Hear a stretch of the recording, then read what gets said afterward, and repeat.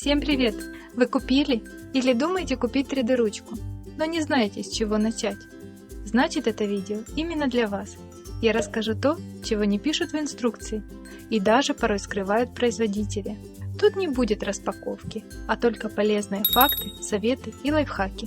И чтобы быть в курсе всех событий, подпишись на канал, а кто уже подписан, тому большой респект. Итак, пора проверить на пригодность то, что вы увидите в этой коробке.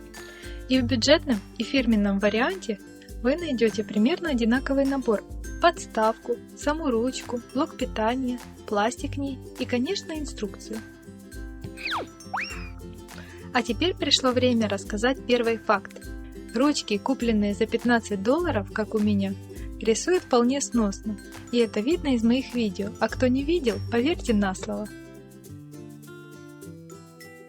Визуально моя ручка ничем не отличается от фирменной, то есть на ней есть все кнопки, дисплей, но нет названия фирмы.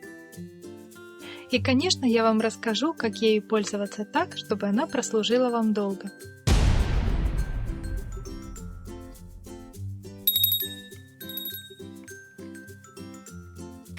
Подаем питание на ручку, и загорается дисплей. Тут видно два вида пластика – ABS и PLA, но я скажу то, о чем производители умалчивают. Эти режимы отличаются всего-навсего температурой.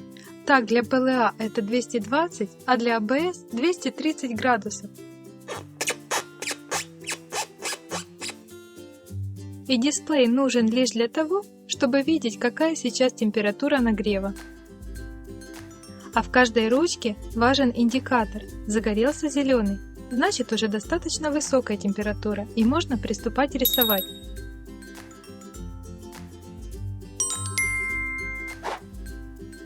Но не спешите, впереди пару нюансов, которые надо знать. На высоких температурах, больше 230, пластик может дыметь, а это и неприятно, и опасно для здоровья. А сейчас поговорим о том, как следить за здоровьем ручки. Это кнопка подачи пластика.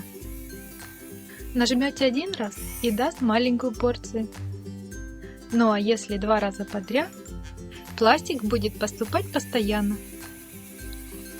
Пластик прошел по ручке и выдавил остаток прошлого. А чтобы остановить его, также нажмите один раз эту кнопку. А чтобы заменить пластик, есть кнопка обратного хода. Нажимаем один раз, и он летит обратно, откуда пришел. А чтобы его остановить, пожалуйста, не путайтесь в кнопках, как я.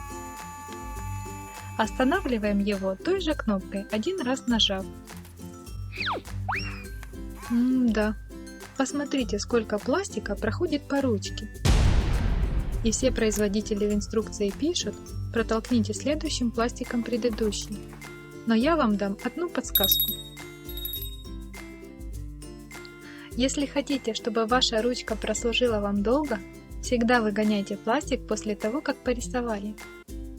А если кончается пластик, лучше вынять маленький кусочек, чем потом проталкивать тот пластик, который застрянет в ручке, или еще хуже, разбирать ручку.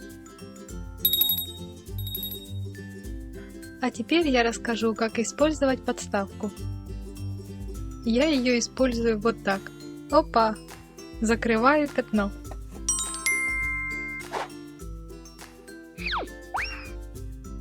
А теперь внимание! На сайте продавца написано, что это 10 метров пластика. Так что если хотите рисовать в свое удовольствие, купите сразу набор пластика для 3D ручки или большую катушку для 3D принтера. Да, это еще один секрет. Пластик для 3D ручки и 3D принтера идет один и тот же. Главное, чтобы он совпадал в диаметре 1,75 мм. Но отличия все же есть. И пора выбрать пластик. Два самых распространенных вида – это ABS и PLA пластик. Вы уже знаете за их температуры, а сейчас поговорим немного о характеристиках. ПЛА немного дороже, поскольку в его составе натуральные компоненты. АБС пластик – это тот пластик, который мы привыкли видеть на кухне.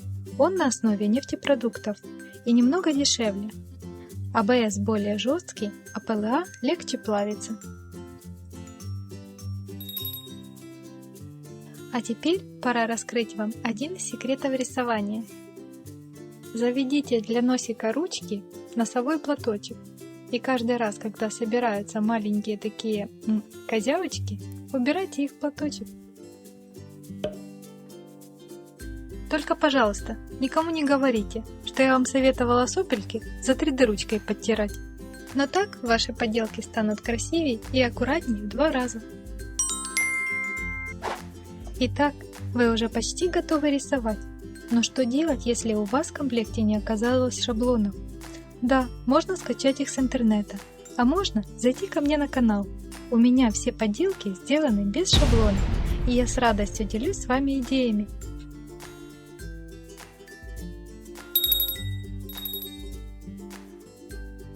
Ну а что делать, если совсем не втерпешь и хочется приступить рисовать? Да рисуйте на коробке. Тут отличная гладкая поверхность. Берем платочек, нажимаем подачу пластика. Ах да, чуть не забыла. Эта кнопка регулировки скорости подачи пластика. Но лучше ее поставить в одно положение. А дальше будет процесс рисования без монтажа. Так что не расстраивайтесь, если у вас с первого раза не получается. В роликах с помощью монтажа убирается большинство рабочих моментов, чтобы показать вам самое главное. А если вас интересует процесс создания поделок с нуля, заходите ко мне на стримы. Там я раскрываю все свои секреты и просто с вами болтаю, весело провожу время. А сейчас я передаю приветики моим подписчикам. Вы меня здорово мотивируете. А кто не попал в ролик, не расстраивайтесь, впереди много классных видео. Этот ролик был для новичков, и если хотите продолжение, дайте знать. А лайки, дизлайки и комментарии помогают каналу развиваться и снимать для вас больше классных видео. А я надеюсь, это видео было полезным и интересным. До встречи, пока! На этом все. Нет, не все. Слева классный видосик, справа классный видосик, а посерединке кнопка подписаться. На этом точно все.